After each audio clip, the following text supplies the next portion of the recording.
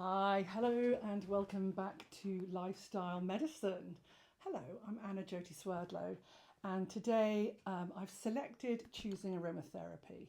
I just wanted to keep it so originally authentic to my journey before I start interviewing and sharing with other people. I just wanted to come back to my own original lifestyle medicine, which started with aromatherapy more than 30 years ago, I would say. Um, well, first of all, crushing petals in the garden. I remember going, collecting petals and crushing them with water and making a potion. And that was when I was a little girl. And I think that we all did that, right? And I love that. I absolutely love the original aromatherapy and smelling roses and just having those aromatic experiences, things like smelling cut grass and sitting on the school field when they just cut the grass and smelling obviously baking or a roast, or going into your grandparents' house, or wherever, and just smelling those aromas that signal within the limbic system. The limbic system within the brain has the amygdala and the hippocampus. And the amygdala alerts us to, oh, I love that. It sort of, the molecules attach themselves to the olfactory bulb in the front of that's one of the cranial nerves.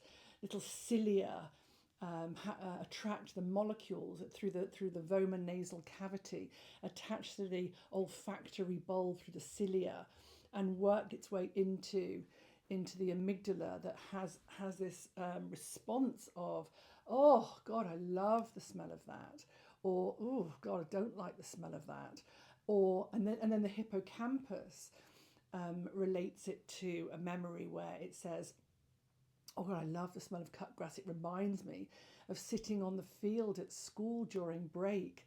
Or the obvious one of lavender reminds me of a granny. or or a rose reminds me of my old house, or whatever. So there are certain memories that are fired up within the brain and the limbic system that not only alert us to it being beautiful or horrible, but also with the hippocampus, it alerts us to a memory and recalls a memory, and therefore impacts our emotional well-being as well. So I love that. So aromatherapy, I mean, aromatherapy is using plant matter, be it petals, flowers, leaves, twigs, and they are either distilled, they can be expressed, distilled, infused, macerated, all sorts of different processes of extraction. But I would say that the distillation process is probably the most common extraction for essential oils, because it's a hardy process. So using leaves and twigs, and usually the bark or the resins go through a distillation process, which is a forced steaming process where heat is passed through the matter and then go through a cooling system, and you're left with the cooled water, which is called a hydrolat or a hydrosol, and then you're left also and given the essential oil. So that's the way the majority are extracted. There are other ways where they're agitated with a solvent and made into a waxy substance, and then they go through a more of a distillation process. And rose petals and jasmine and orange blossom usually go through more of a solvent extraction. And so what you're left with is the beautiful essential oil. Oh, I've selected thyme. I love thyme. Wow, it's such an uplifting. So automatically, when I smell the molecules, and when you break down the molecules into its smallest compounds, when you go into the molecular and the atomic, the subatomic particles, into the compounds and the chemical constituents, and then even further down into the frequency and the vibration, its frequency and vibration are lovely, and training and entangling into my energetic field to create balance and harmony. So when I smell the thyme, not only does it have physical benefits, but it also has emotional benefits and indeed spiritual benefits. These are uplifting. Oh, I just love that. It's such a cleansing, very cleansing, amazing oil. I love white thyme. Now, I'm not going to go through all the properties with you. I simply haven't got time. maybe one time I'll go through the properties and sit and go through properties, but I'm not going to do that. I'm going to tell you generally if it's uplifting or balancing or normalizing or energizing. But actually what's really nice is to smell these oils and see actually how you attune yourself to them. Lemon, so refreshing, so uplifting, so revitalizing, but then it'll also have the properties of lowering the blood pressure. What's really nice about essential oils is that they play a little bit of an all-rounder.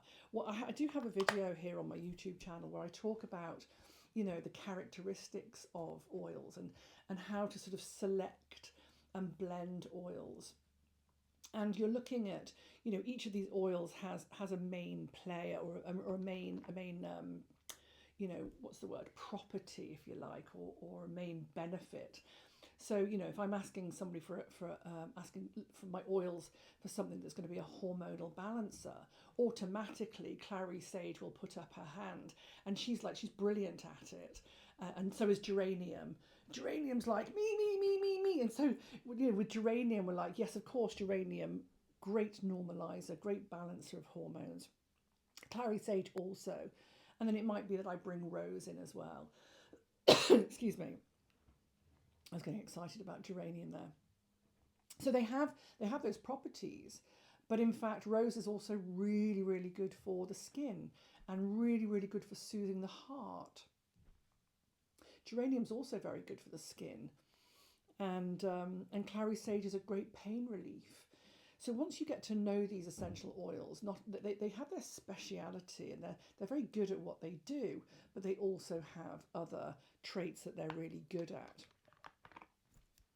So that's when we're talking about the frequency and the energy of an oil, we're looking at the vibration and the frequency that it has to help restore wellness, because that being the strongest component delivered and given to the body, if there is a distortion or a disharmony, that oil will act as a stronger and more potent frequency to enable the body to match it and restore and repair.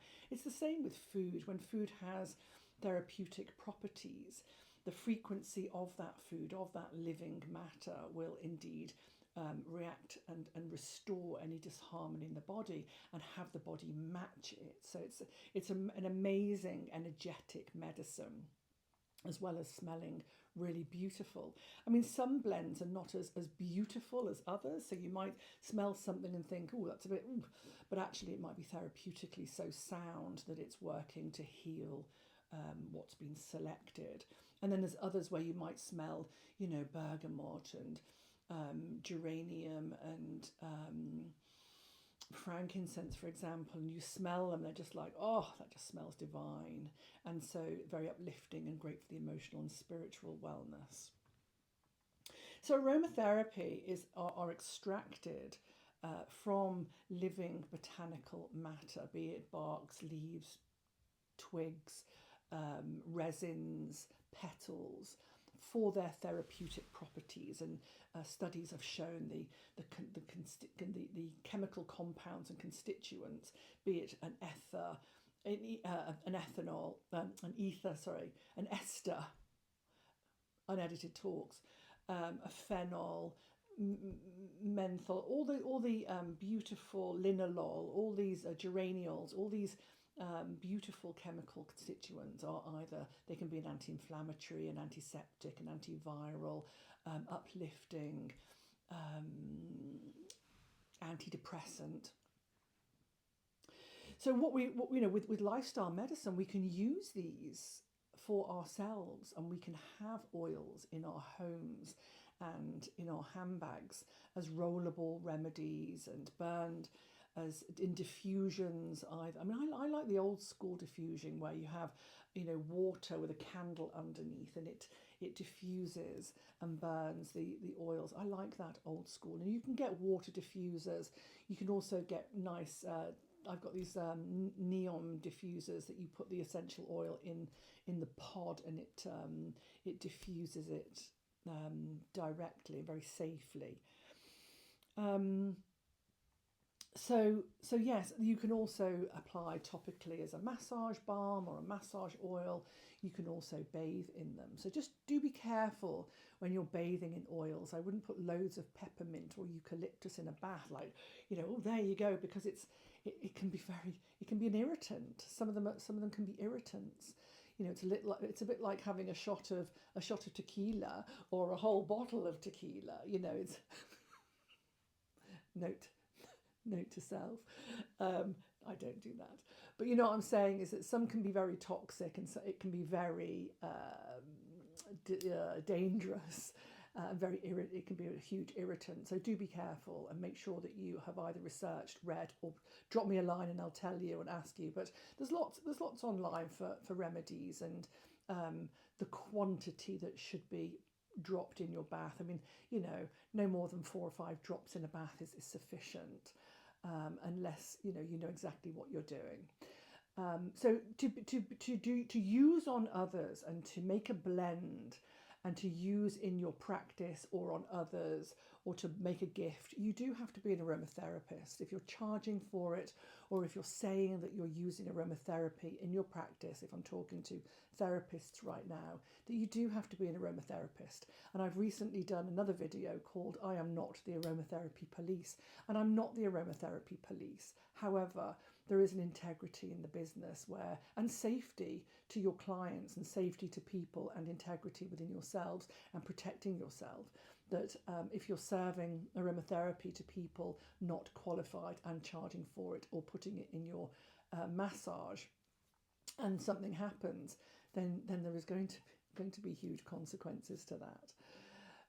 But you can do anything to yourself. So you can use this as lifestyle medicine. This TV program is more about your own lifestyle medicine and how you can incorporate essential oils and aromatherapy for yourself. And so to buy a stock of not stock, but a little set, let's call it, of really helpful oils is brilliant. I would always have lavender. I would always have tea tree in the house. I would always have frankincense, lemon, maybe grapefruit always. I would always have geranium, possibly clary sage, peppermint. Maybe a separate video, not FTTV, but a separate video where I can just go through maybe my top 10 essential oils and what they can be used for, and the benefits of using them.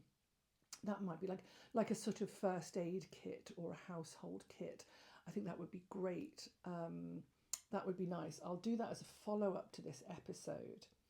But certainly, lavender, why don't I just tell you a few now? But lavender for me is a great first aider. Any cuts or wounds or spots or burns. So look, if you burn yourself, put neat lavender straight onto.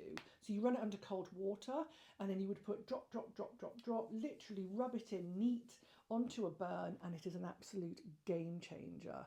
So please always have lavender in your house for that purpose. If you squeeze a spot and it bleeds, you can put a bit of lavender on.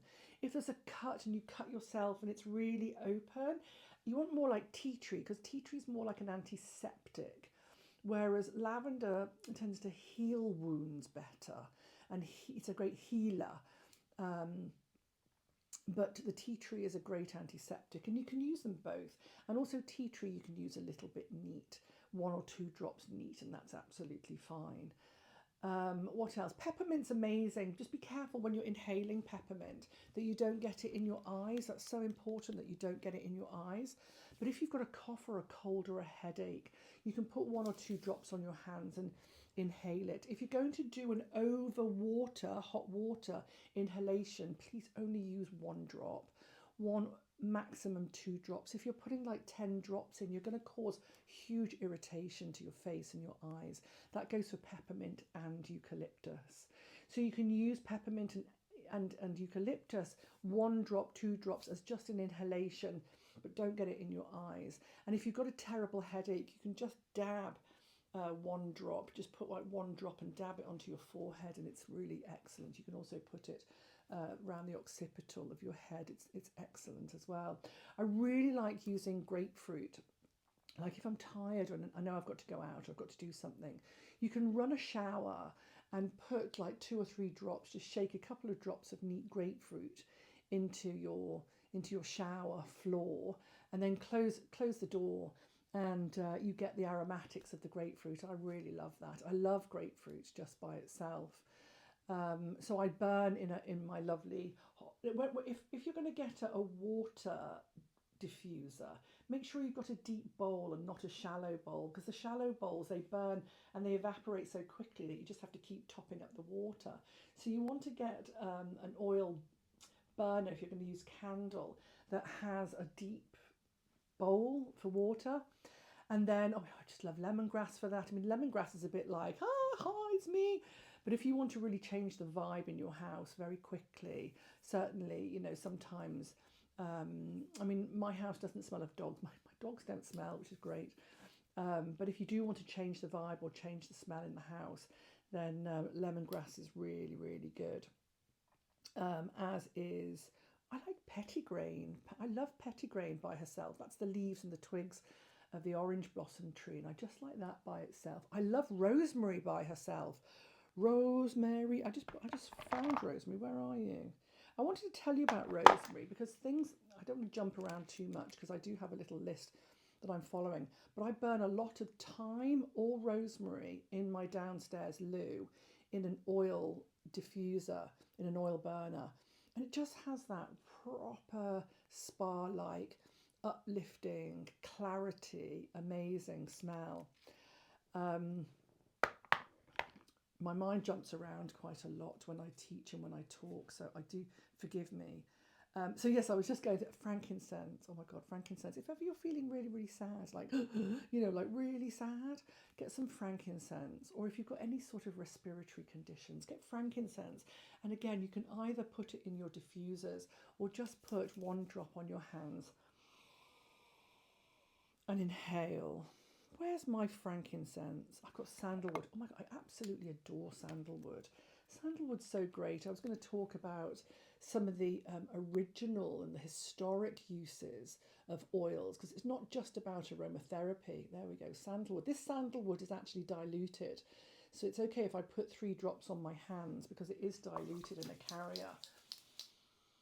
Goodness gracious, this I could inhale all day long. This is sandalwood, and because it's got a bit of oil in it, I'm just going to put it through my hair. And I love putting oil on through my hair with essential oils. It's just so nice. So I always smell of essential oils. But yes, frankincense really connects to the deeper spiritual essence, but helps, frankincense and sandalwood both help to restore any sort of spiritual disturbance. It's such a beautiful oil. But I was just going to say, like frankincense, sandalwood, rose, used historically for rituals and embalming and anointing and celebrating. So many oils used in ceremony from years gone by as well. And there is a little bit hint in here actually that ancient, yes, and Chinese medicine also use a lot of herbs within and oils. And then there's sage, cleansing and purifying using sweetgrass and sage that we use. And in Chinese medicine we use a lot of moxa, which is mugwort. So there's ways in which we're using herbs and aromatics, which is all under aromatherapy. I mean, herbal medicine is very different from aromatherapy. But when we're talking about aromatherapy, it's also like burning incense and burning aromatics to inhale to enhance the mood. And with herbal tinctures, we're usually ingesting them. And my take on ingesting essential oils, by the way, is one where you need to know what you're doing. And I wouldn't like to sit here and go, oh, yeah, go on then, you can just ingest essential oils. But, you know, if you know what you're doing and you're doing very safe oils, like 1 drop of lemon in a large quantity of water, I think is acceptable. But I wouldn't be doing little glasses and putting lemon in it so that you're having 8 little glasses of water, which means you're having 8 drops of essential oil. That's way too much. But if you make a quantity, like if you have a large bottle, maybe 2 litres, and you put a couple of drops of lemon in with your sparkling water, for example, that's absolutely fine. In fact, it's really delicious. But please do not do that, you know, with some of the hot oils like oregano and certain oils, because basically when you have 1 drop of essential oil, it's like a whole bush. It's huge. It's so concentrated. These are hugely concentrated compounds of sometimes quite toxic and irritant compounds of medicinal plant medicine and botanical medicine. So please do know what you're doing there. I'm going to leave it there just with the conversation of the different oils, because I could go through loads, but I think that, you know, they're great. They're really great examples. And they're great for boosting your immune system. They're great for helping and aiding your sleep patterns. They're great for aches and pains. They're brilliant for lifting the mood. They're great for lowering the blood pressure, for normalizing and balancing the hormonal system. They're fantastic for that. I mean, you know, cypress, brilliant for transition and moving on in your life. And for menopause, like I just mainline cypress and frankincense most of the time. I'm just like, I've made little oils and I just get it on me, you know, making roller balls and little oils and inhaling them. And I just absolutely adore essential oils. Great for meditation and just, you know, putting on some beautiful incense, be it burning a resin like a frankincense resin or a copal resin, just aids that moment where it just centers you for medication and changes your vibe and changes the energetic frequency of where you're at to bring you into the property of that oil. It's just superb for that. Yeah, what else have I put here? Yeah, so, you know, so good to be able to use that and to have, like I said, lavender, tea tree, frankincense, rose. Oh my God, rose. I mean, rose is just lovely. Rose is so nice that if ever you're feeling sad or a bit low, and like it's like putting your nose into a big bloom of rose, you know, when they're coming out right now, and you just put your face into a big bloom and you just go, oh, just so good. And jasmine, so beautiful. And rosemary, I can't walk past a rosemary bush and give it a little rub and smell it. These are so good. What I did want to share as well while I was talking about rosemary is that a little bit like hypnosis, like an anchor, I love anchoring with essential oils. Now, anchoring with essential oils means if you're studying or if you're flying or if you're going to an interview, or if you've got something where you need an anchor or a reminder of everything is okay. And when I'm working in hypnotherapy and hypnosis, I also like to anchor with crystals and with essential oils. So you can have a crystal and you can have some essential oil to inhale to remind you that you are safe and that you are loved and you are enough, or that you are, you remember what you've been studying and that you are smart and that you know this and that you have got this.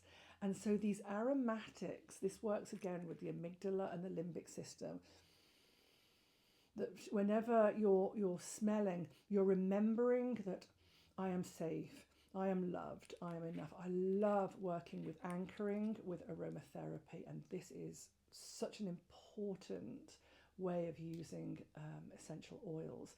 I'd love to talk more than that. Perhaps when I'm teaching a little bit of not teaching but sharing a bit of more about hypnotherapy, or if you want to come for hypnotherapy treatments with me, I'm using crystals and I'm using essential oils and acupuncture as well. So I'm using these modalities as anchors. They're really good. You don't have to do it with hypnosis. You don't have to do it with anything else. You can just decide, I am going to use this to feel safe, and look up. Just put in a search what the best oils are for calming the nervous system. Look for the best oils that calm the nervous system. Like I said, for me, I like frankincense, I like rose, I like sandalwood, I like vetiver, keeps me very grounded. I like patchouli. Oh, I like patchouli, right here. I mean, when I smell patchouli, I just go, literally, zoom, brings me right down and calms my nervous system. I love it. And similar with vetiver, very grounding, the grass roots. Beautiful, beautiful, love it. Okay, so goodness, that's been almost half an hour for this FTTV. Let me just make sure that I've said what I wanted to say.